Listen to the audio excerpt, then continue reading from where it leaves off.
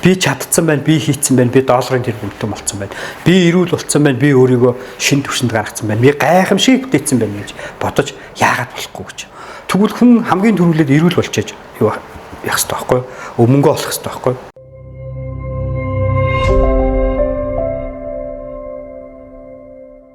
Ер нь хүн өөрөө хүсч чадвал бэлдгүй хүсэл гэж байдгүй. Заавал биелдэг. Бид нэр хамгийн гол нь энэ хүслээ биелдэггүй гэж бодоод ойлгож чаддаг. Жишээлбэл өчигдөр нэг сургалтын дээр сууж исэн чинь нэг настай эмэгтэй орж ирээд маань би нүвдсэн юм байлээ л дээ. Тэгээд мөнгөний тухай л ярьж ирсэн. Би одоо ингээ мөнгөтэй болж чадахгүй байна. Нийтдээ одоо сая 760 мянган төгрөгийн өвгөн битэрийн тэтгэвэр нийлээд сая 760 мянга хүрт юм аа. Энээс илүү одоо яаж чадахгүй байна. Одоо яах вэ? Би тэгээ байраа өөрчлөмөр байна. Өөрийнхөө амьдарч байгаа орчныг өөрчлөмөр байна гэж яриад байсан. Тэгээ асуугаад байсан чинь энэ эмэгтэй өөрийгөө эрүүл болно гэж ерөөсө бодоагүй байгаа байхгүй юу? Та яагаад өөрийгөө эрүүл болно гэж бодохгүй байгаа юм гэдгсэн чинь би одоо нэгэд хөшөрсөн юм чи эрүүл болчихдоггүй. Одоо ингэж байж байгаа л баг одоо мөнгөтэй яаж болох вэ гэж бодоод байхаас биш эрүүл болно гэж ерөөсө боддог. Тэгвэл хүн хамгийн түрүүлээд эрүүл болчихж юу яах ёстой байхгүй юу? Мөнгө олох ёстой байхгүй юу? Тэгээ та тэгвэл эрүүл гэж болно гэж бодоод чи би яаж эрүүл болно гэж бодох юм бэ? Би одоо идэхгүй шүү дээ гэж надаас асууж байгаа. Тэгвэл тэр таны идэхгүй гэдэг шалтгаан чи юу ингэ асуусч би хөвшөрсөн юм чинь.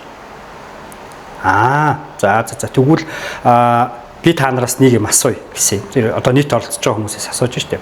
Та нарын толгойтой ус цайж гинөө гэж асуусан. Цайж гинэ гэж бүгдээр оруулж ирж байна. Дахиад нэг асуулт асууя гэсэн. Ямар асуулт бол гэж.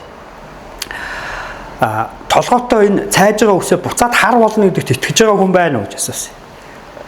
Байхгүй гэж. Бүгдээрээ байхгүй гэсэн. Тэгэхээр та нар тэгвэл хүсэлдээ итгэдэг юм байна шүү дээ. Итгэдэггүй учраас нэг үгээр хэлбэл одоо би хөгшөрсөн миний толгойтой ус нэг цайц юм чинь харлахгүй гэж бодоод юм шүү дээ. Яг үүнтэй адилханаар тэр хүмүүсийн одоо хүсэл буруу яваад байгааг мэдчихэж байгаа байхгүй. Толгойтой ус цайц л бол харлахгүй чинь хараа дахиад шинээр урахгүй чинь хэлж өгсөн. Сая манай төлтөө ярих сургалтын дээр нэг эмэгтэй 15 хоногийн хугацаанд суусан. Тэгээ манайх төлтөө ярих сургалтын дээр тэр одоо өөрийгөө эрүүлжүүлэх, өөртөө ажиллах, дотоод хүүхдтэйгээ ажиллах тийм сургалтууд явагддаг байхгүй юу? Тэр сургалтын дээр суусныхаа дараа коуч уулзалтай чи тэр эмэгтэй нэг өдөр надад тэгсэн. Багшаа энэ хараа гэдэг. Үсээ харуулж байгаа. Яаж ийн гэдгс чи миний үс ингээд харлаад ургаж байгаа штэ доороос. Дээр нь ингээд цавцгаа, доороос ингээд хар өсөд ургацсан. Ургацсан. Эвэр ургаж байгаа штэ бүр ургаж байгаа. Зүгээр хараасаа энэ удаасаа энэ бүр ингээд хар штэ чаа.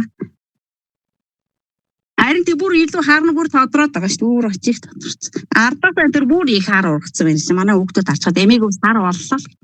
Би одоо ирсэрсээ хар ургаж байгаа юм чи хараар бодъё гэсэн ч байна. Одоо тэр дээр хар устай болоо тайхан. Та яа гэдгс чинь. Би өөрийнхөө ус ингээ хүүхдийн дайх шиг өтгөрч харлаж ургаж ийн гээд өглөө болгон толтойгоо яриад чи миний ус ингээ гоё ургачлаа. Одоо ургаж ийн гэж. Яг үүнтэй адилханаар бид нэр хүслийг бүтээж чадна л гэж бодох юм бол ямар ч хүсэл бүтнэ болно. Тэгвэл энийг хүчтэй болгох нэг арга юу гэхээр зэрэг одоо бидний 2026 оны 7 сарын 30-нд явуулах гэдэг гайхамшиг 555 арга гэж сургалт байгаа. Энэ аргаар та бүхэн одоо өөрийгөө эрүүл болгох, бусдыг архинаас гаргах, өөрөө сүрэг туслаасаа татгалзах, байртай болох, машинтай болох ямар л хүсэл үү? Тэр бүх биелэхгүй гэж бодож байгаа хүслээ биелүүлж болдог. Хамгийн одоо бидний өргөн утгатай ярьж зансан боддог нэг зүйл мөнгөтэй болох тийм үү? Тэрбум доллартай болж яад болохгүй гэж. Долларын тэрбумтан болж яад болохгүй гэж.